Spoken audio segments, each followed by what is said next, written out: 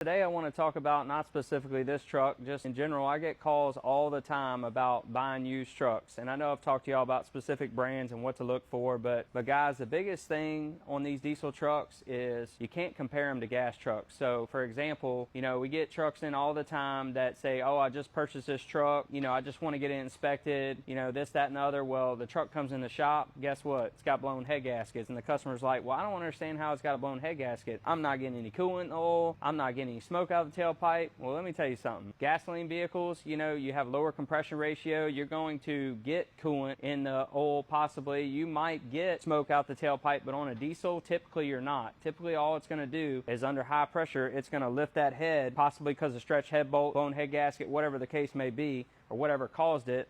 It's typically just going to cause the overflow bottle to overpressurize and kick that fluid out. It's just there's a lot of hidden things on these diesels that can get you, and it could be very expensive. So if you think you got a deal on that truck and then you come to the shop and you got a degas bottle that's completely black, full of combustion, well, that's, $5,000, $6,000, $7,000, whatever needs to be done, whatever brand truck it is. So I'm just telling you, you might want to think about taking it to a local shop wherever you're at and just think about getting a full inspection done.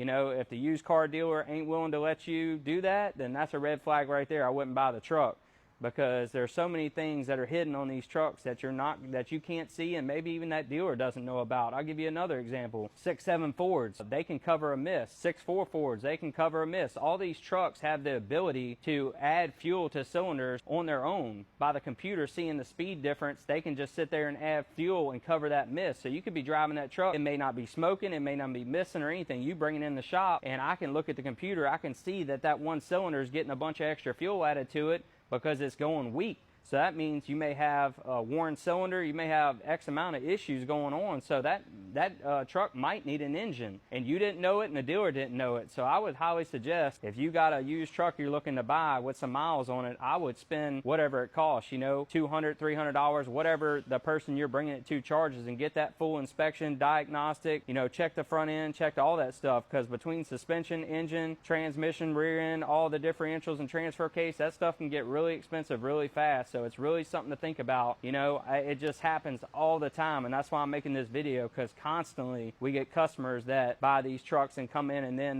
we give them the full inspection report, and they're really mad about the situation, but they've already signed a as is, and obviously they can go back to that dealer, but they don't have to do anything. If they want to protect their reputation, maybe they'll help them, but by law, if they sign that as is here in the state of Louisiana, they don't have to do anything. So it's just something to think about, and I want to share it with you. So I would highly suggest getting your truck inspected before you purchase it, not after. So good luck to you guys.